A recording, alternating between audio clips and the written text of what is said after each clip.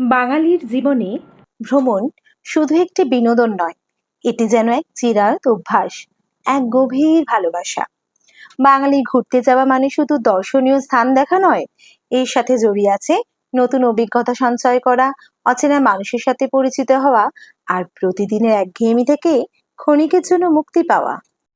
পরিবারের সাথে বা বন্ধুদের সাথে বেরিয়ে পড়লে নতুন করে সম্পর্কের বাঁধনগুলো আরো মজবুত হয়। ভ্রমণের সময় আমরা নিজেদেরকে নতুনভাবে আবিষ্কার করি, নিজেদের ভেতরে চাপমুক্ত সত্তাটিকে খুঁজে পাই।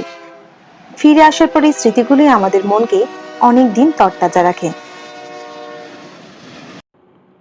শিলিগুড়ি বা নিউ জলপাইগুড়ি স্টেশনে ট্রেন নামলেই যেন মনটা কেমন হালকা হয়ে যায়।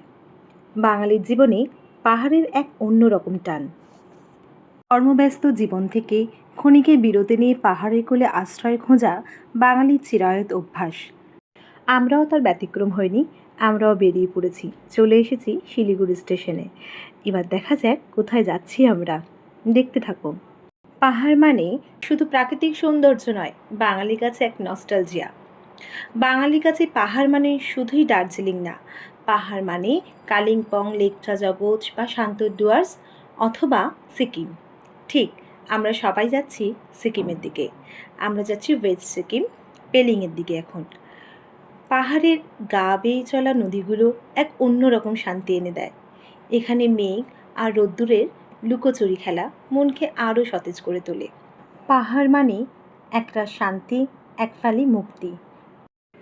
গরম কফির কাপে চুমুক দিতে দিতে পাহাড়ের দৃশ্য উপভোগ করা আর ঠান্ডা হাওয়ায় গা ভাসানো, এর একটা আলাদাই আনন্দ। আমরাও অপেক্ষায় আছি কখন হোটেলে যাব, আর এই যেতে যেতেই এই মনোরম দৃশ্যটাকে আমরা অনেক সুন্দর করে উপভোগ করছি। পাহাড় এক অদ্ভুত মজার জিনিস হলো, এক এক জায়গা থেকে পাহাড়ে এক এক রকম বিভিন্ন রূপ দেখা যায়। তিস্তা উত্তরবঙ্গের শুধু একটি নদী নয়, এটি এই অঞ্চলের জীবনরেখা। তিস্তার জল কখনো শান্ত, স্ফটিকের মতো স্বচ্ছ, আবার কখনো বর্ষার সময় তার রুদ্ররূপ ধারণ করা। হিমালয়ের কোলে জন্ম নিয়েছে এই নদী, আর বয়ে চলেছে পাহাড়ের গা বেয়ে। এই নদীর ধারে মাছ ধরা থেকে শুরু করে রাফটিং মানে রিভার রাফটিং, তিস্তা নদীকে নিয়ে গড়ে উঠেছে নানা ধরনের জীবিকা ও বিনোদন। আমাদেরও ইচ্ছা ছিল রাফটিং করার, বাট কোনোভাবেই এইবারে আমাদের আর সেটা হয়ে ওঠেনি, বাট দূর থেকেই সেটাকে আমরা উপভোগ করেছি। সিকিমে ঢোকার মুখে সিকিমের চেকপোস্টে আমাদের গাড়ি থামিয়ে প্রয়োজনীয় কাগজপত্র এবং যেমন আইডি প্রুফ এবং গাড়ির পারমিট আছে কিনা সেটা যাচাই করে নিয়েছিল, এবং আমরা চেকপোস্ট পেরিয়ে আমরা এগিয়ে চলেছিলাম আমাদের গন্তব্যের দিকে। পাহাড়ি রাস্তা মানেই যেন এক অন্যরকম ভালো লাগা। এঁকে বেঁকে ওপরে ওঠা পথ, একদিকে গভীর খাদ আর অন্যদিকে ঘন সবুজে মোড়া পাহাড়ের গা। এ এক রোমাঞ্চকর অভিজ্ঞতা। প্রতিটি মোড়ে লুকিয়ে থাকে নতুন দৃশ্য, যা মনকে আনন্দে ভরিয়ে তোলে। কখনো মেঘের ভেলায় ঢেকে যাওয়া পুরো রাস্তা, মনে হয় যেন মেঘেদের রাজ্যে ভেসে চলেছি। আবার কখনো ঝলমলে রোদ পাহাড়ের চূড়াগুলো ঝলমল করে ওঠে, তাদের মহিমা আরো স্পষ্ট হয়ে ধরা দেয়। পাহাড়ি পথের দুপাশে নাম না জানা ফুলের সমাহার, ছোট্ট ছোট্ট পাহাড়ি ঝর্ণার কলকল ধ্বনি আর পাখিদের কিচিরমিচির শব্দ, এই সবকিছু মিলে এক অদ্ভুত শান্তি এনে দেয়। এই পথে হাঁটতে হাঁটতে বা গাড়ি চালাতে চালাতে মনে হয় যেন প্রকৃতির খুব কাছাকাছি চলে এসেছি। পাহাড়ি রাস্তা শুধু গন্তব্য পৌঁছানোর পথ নয়, এটি নিজেই এক গন্তব্য। পাহাড়ের প্রাকৃতিক দৃশ্য উপভোগ করতে করতে চলে এসেছি আমাদের গন্তব্যের রাস্তায়, মানে পেলিং শহরে। পেলিং হচ্ছে ওয়েস্ট সিকিমের সব থেকে জনপ্রিয় একটি ছোট্ট শহর। তার প্রাকৃতিক সৌন্দর্য, শান্ত স্বভাবের জন্য খুবই পরিচিত। এখানে থাকার জন্য ছোট ছোট হোটেলস এবং রিসর্ট আছে, যা আপনার বাজেট ও পছন্দ অনুযায়ী আপনি বেছে নিতেই পারেন। আমরা আমাদের হোটেলে পৌঁছে গেছি, যার নাম হচ্ছে হেরিটেজ।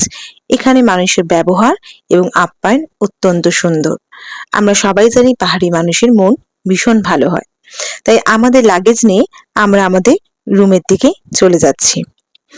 আমাকে এখানে যে রুমটি দেওয়া হয়েছিল সেটি অত্যন্ত সুন্দর। আমার রুমের মূল আকর্ষণ হচ্ছে মাউন্টেন ভিউ। হ্যাঁ, আমার রুমটা ছিল মাউন্টেন ভিউ রুম। জানলা বা ব্যালকনি থেকে তাকালেই দেখতে পাওয়া যাবে এই পর্বত শৃঙ্গ বা মেঘে ঢাকা পাহাড়ের চূড়া, যা ঘন সবুজ উপত্যকায় ঘেরা।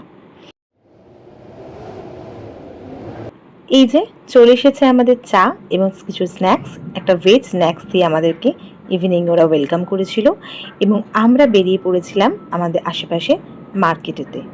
পেলিং একটি ছোট্ট শহর, মার্কেট বলতে সেরকম কিছুই নেই, বাট পাহাড়ের রাস্তায় দুধারে হোটেলস, তাদের আলোয় জ্বলে উঠেছে এই রাস্তাটা এবং সেটারই উপভোগ আমরা সেদিন করেছি। আজকের মতো এখানেই শেষ। কালকে ভোরে সকাল সকাল উঠে বেরিয়ে পড়তে হবে, সো কালকের জন্য ওয়েট করো, দারুণ ব্লগ আছে। Bye bye.